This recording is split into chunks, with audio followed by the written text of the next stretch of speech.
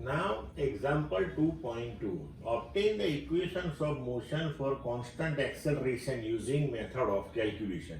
जो हमने आगे काइनेमेटिक इक्वेशंस डिराइव किए, तीन इक्वेशंस. नाउ वही तीन इक्वेशंस हमें using method of calculus derive करने हैं. तो अब पहले हमें ये मेथड ऑफ कैलकुलस जो है उसमें हमें इंटीग्रेशन की मेथड यूज करनी है. तो आगे हमने डिफरेंशिएशन डिस्कस किया, राइट. तो जैसे डिफरेंशिएशन एक मैथमेटिकल मेथड है, उसी तरह इंटीग्रेशन भी एक मैथमेटिकल मेथड है. तो पहले ये समझ लो कि डिफरेंशिएशन में हमने क्या किया. तो मैथमेटिकली आप जानते हो कि जैसे हमने लिखा था कि D by D x of x raised to n, that is nx raised to n minus 1. Mathematically हम ऐसे कर लेते हैं कि ये हो गया डिफरेंशिएशन, ठीक है. लेकिन as far as the physics is concerned, और we can say in context of physics, what is the meaning of this one. तो हमने क्या किया था यहां पे कि फिनोमिना हमने ली थी कि एवरेज वेलोसिटी मानो की, राइट. तो एवरेज जब हम लेते हैं तो वो बड़े टाइम स्केल पे होती थी, राइट. फिर हमने क्या किया कि time interval smaller smaller smaller smaller करते गए, and we consider very very very very small time interval, and then we calculated velocity. तो मतलब ये हुआ कि फिनोमिनन लार्ज स्केल पे एग्जिस्ट करती थी और हमने उसको very very very small scale पे उसको एक्सप्लेन किया, right. So that is done by method of differentiation. तो अभी इससे बिल्कुल उल्टा मेथड है इंटीग्रेशन. इंटीग्रेशन में क्या करना है हमें कि we will consider the phenomenon which takes place over infinitesimal, means very very small scale, and we combine the phenomena which takes place on the small intervals, and then after we will explain that entire phenomenon over the large scale. हम एक example लेके ये चीज समझते हैं. देखो कि हम आगे डिस्कस कर गए कि मानो कि हमारा ये वेलोसिटी टाइम ग्राफ है, राइट. तो वो ग्राफ जैसे कि इस तरीके का आ गया, राइट. तो this is the velocity at some time t1, this is the velocity at some time t2. Now we know this thing. If we find out the area under the graph with respect to time axis, then it will give you displacement. But for this particular area, it is quite difficult to calculate, right? So here what we do, very simple concept we take. Suppose we consider here infinitesimal, मतलब कि very small time interval like this.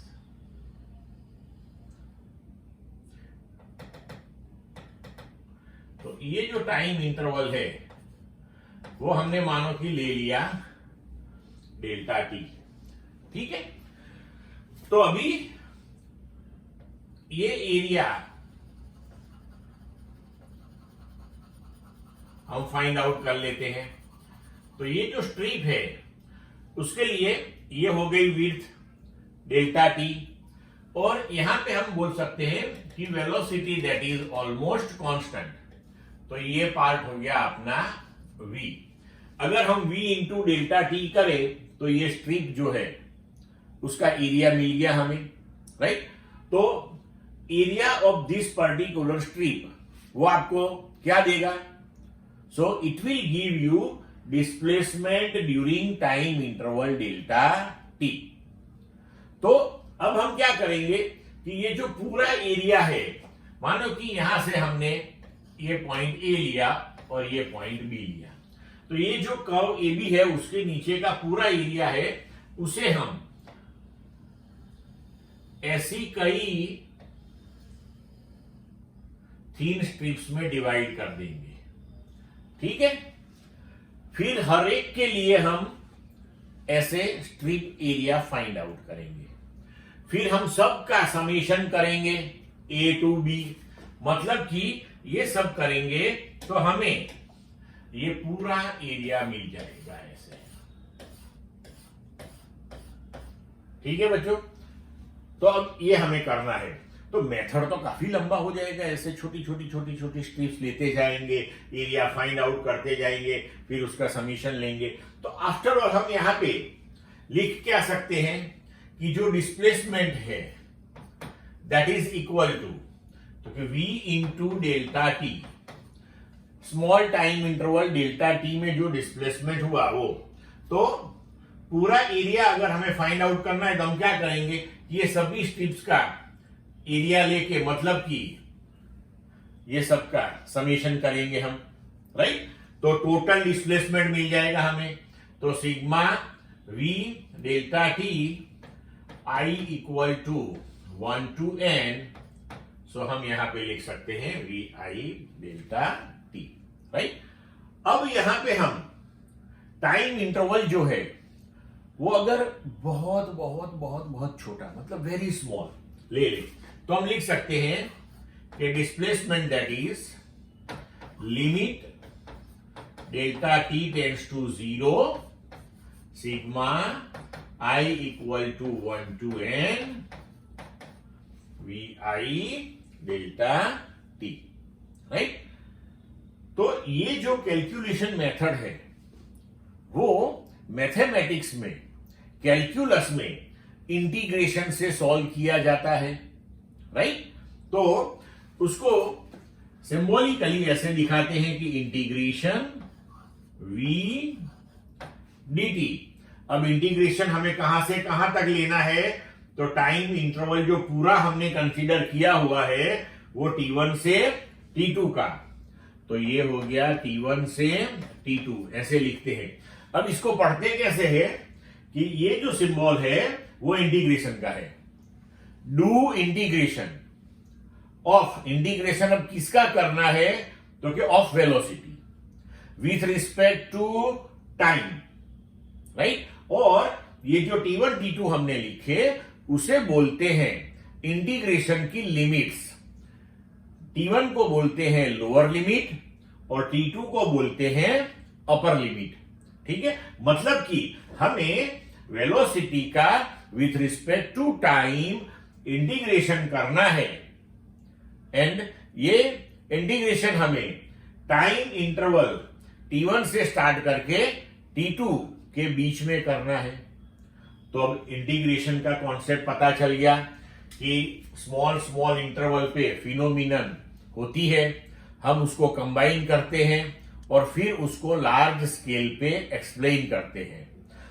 अब standard formula है इसकी, जैसे हमने differentiation में देखा था उसी तरह इसमें है। जैसे कि डिफरेंशिएशन में हमने लिखा था कि d by D x raise to n that is n x raise to n minus 1। So इसी तरह इंटीग्रेशन अगर ले लें तो integration x to n, sorry integration x to n dx that is equal to x raise to n plus 1 upon n plus 1। मतलब कि इसमें देखो डिफरेंशिएशन में हमने पावर मल्टीप्लीकेशन में लिया and power is decreased by 1। Integration में हमें power will be increased by 1 and then divide by power, तो ये इंटीग्रेशन हो गया। अब जो हमने लिमिट्स लिखी थी वो लिमिट इसमें कैसे सब्स्टिट्यूट करते हैं, राइट। तो वो हम जब एग्जांपल सॉल्व करेंगे तब देखेंगे। तो ऐसे स्टैंडर्ड इंटीग्रेशन से आपको कोई ज्यादा टेंशन लेने की जरूरत नहीं है। Integration x raise to n dx जैसे ये दिखाया हमने, फिर टेक्स्ट में आपको दिए है कि integration 1 upon x ln x होता है, साइन का क्या होगा, कॉस का क्या होगा, तो वो स्टैंडर्ड फॉर्मूला से वो जस्ट आपको याद रखनी है। क्लियर?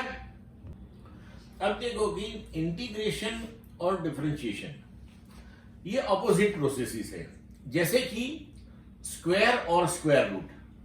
मानो कि आपने किसी फंक्शन का स्क्वायर किया, फिर जो आंसर आया उसका स्क्वायर रूट करोगे तो फंक्शन फिर से आ जाएगा वही, बरोबर है। देखो हम यहां चेक कर लेते एक बार कि d by d x raise to n that is n x raise to n minus 1। अभी ये जो आंसर आया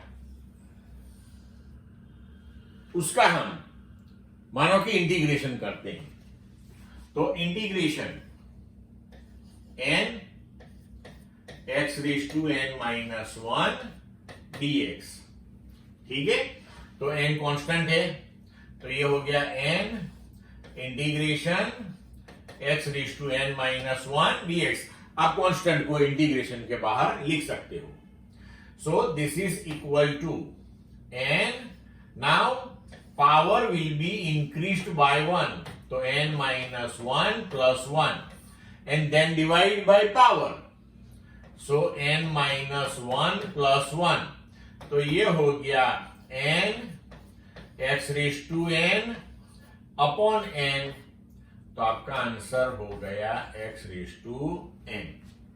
मतलब कि x रेज टू n का आपने डिफरेंशिएशन किया, जो आंसर आया उसका इंटीग्रेशन किया, तो फिर से वही फंक्शन आपका आ गया। अब देखो उल्टा करते हैं कि integration x raise to n dx that is equal to x raise to n plus 1 upon n plus 1। तो अब ये आंसर आ गया, इसका हम डिफरेंशिएशन करते हैं। देखो d by d x raise to n plus 1 upon n plus 1, ठीक है। अभी n प्लस 1 तो अपना कांस्टेंट है, so this is equal to n plus 1 it is इज। अभी जो पावर है वो मल्टीप्लीकेशन में आ जाएगा, so n plus 1 x raise to n plus 1 minus 1, ठीक है। So this is equal to, now n plus 1 cancel, ये 1 कैंसल हो गया, तो आंसर आ गया x रेज टू n।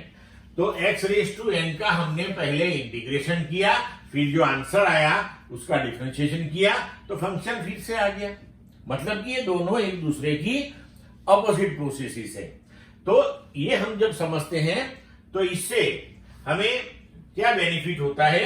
देखो कि अभी हमने आगे डिस्कस किया कि velocity that is dx by dt, displacement का differentiation with respect to time t करो तो हमें वेलोसिटी मिलती है। तो हम इसको ऐसे लिख सकते हैं, therefore dx equal to v dt। तो ये v dt हमें dx देता है, मतलब कि dt जितने स्मॉल टाइम इंटरवल में ये डिस्प्लेसमेंट हुआ।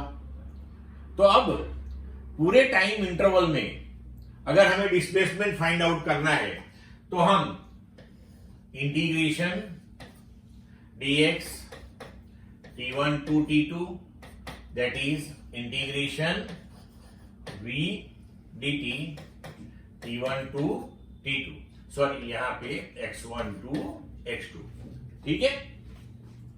तो अब दोनों साइड हमने इंटीग्रेशन कर लिया, तो हमें यहां पे displacement on left hand side मिल जाएगा पूरे के पूरे टाइम इंटरवल t1 से t2।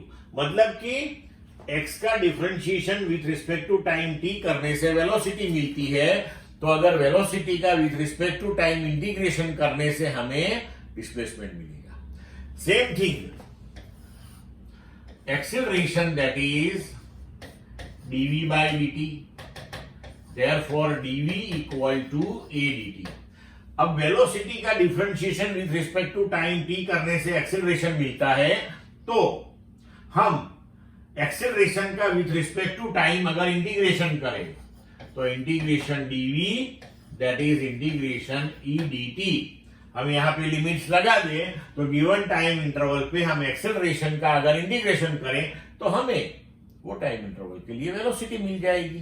आई बात समझ में? तो इस तरीके से हम इंटीग्रेशन डिफरेंशिएशन यूज कर सकते हैं। क्लियर बच्चों?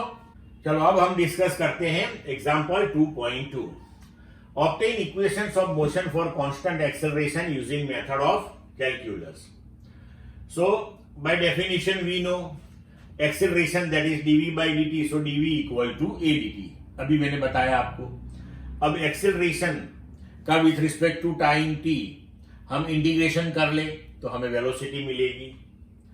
तो suppose at time t equal to 0 velocity u0 है, and time t equal to t velocity v है।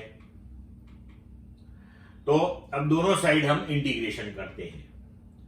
तो integration u0 to v dv integration 0 to t a dt। Now a constant है, uniform acceleration है, तो उसको integration से बाहर ले लिया हमने। अभी इंटीग्रेशन dv, उसका इंटीग्रेशन हमने यहां पे v लिख लिया, तो वो v कैसे आएगा कि यहां पे इंटीग्रेशन dv, तो वहां पे v नहीं है, मतलब 1 तो है, 1 है, तो हम यहां पे लिख सकते हैं कि यहां पे v रेस टू 0 है। अगर यहां हम v रेस टू 0 ले और उसका इंटीग्रेशन करें तो क्या होगा, v raise to 0 plus 1 divided by 0 plus 1, मतलब हो गया v raise to 1। v raise to 1 मतलब v हो गया।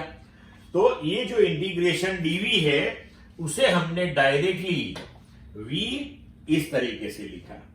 अब जो यहां पे लिमिट्स दी हुई है वो ऐसे स्क्वायर ब्रैकेट करके लोअर लिमिट राइट साइड में नीचे और अपर लिमिट राइट साइड में ऊपर लिखते हैं। उसी तरह यहां इंटीग्रेशन dt है तो उसका हमने सिंपली t लिख दिया, क्योंकि इंटीग्रेशन dt यहां t का कोई पावर नहीं है, मतलब 1 तो है, 1 तो है मतलब कि t रेस टू 0 है। अगर उसका इंटीग्रेशन करोगे तो t raise to 0 plus 1 divided by 0 plus 1 हो जाएगा, तो ये t हो गया। तो t ये लिमिट्स रख दी। अब हमें लिमिट सब्स्टिट्यूट करनी है, तो लिमिट में हम क्या करते हैं कि पहले हम लेंगे v equal to upper limit, then minus v equal to lower limit, मतलब कि upper limit minus lower limit, को ये दोनों के बीच का हमें आंसर मिल गया। तो पहले हम रखेंगे v equal to v, then minus v equal to u0, so that is equal to a, t equal to upper limit t minus 0, तो वो t हो गया। तो अगर हम यहां पे लिखना चाहे तो ऐसे लिख सकते हैं कि this is v minus u0 that is equal to v0 plus at। ये v0 की जगह हम u0 लिख लेंगे, ये प्रिंटिंग मिस्टेक है बेटा, ठीक है। अब आगे चलते हैं। तो ये इक्वेशन हमारा प्रिपेयर हो गया। अब हमारे पास v equal to dx by dt है, तो dx equal to v dt हो गया हमारा। अब इसका इंटीग्रेशन करेंगे हम, तो integration dx lower limit x0 upper limit x, that is equal to integration v dt 0 to t, मतलब कि यहां t इक्वल टू 0 टाइम पे हमारी पोजीशन x0 है और t equal to t time पे हमारी पोजीशन x है। तो अभी यहां पे हम v की वैल्यू सब्स्टिट्यूट कर देंगे, तो v equal to v0 plus at जो आगे हमने लिया हुआ है, ठीक है। नाउ इसका हम इंटीग्रेशन करेंगे तो x इंटीग्रेशन आ जाएगा x, उसको लिमिट डायरेक्टली सब्स्टिट्यूट की हुई है हमने यहाँ x माइनस x0। अब v0 v0 के साथ मल्टीप्लीकेशन में t नहीं है, मतलब 1 है, तो उसको हम t�0 बोल सकते हैं। तो t�0 का इंटीग्रेशन हो जाएगा t, तो एक हो गया v0t प्लस हाफ at², इसलिए हुआ कि t है यहाँ पे, मतलब t⁻1 है, तो t⁻1 का इंटीग्रेशन हो जाएगा t⁻2/2, तो हो गया हाफ at²।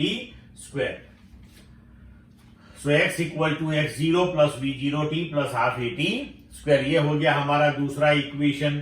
ठीक है ना, अब आगे बढ़ते हैं। We can write a that is dv/dt, right.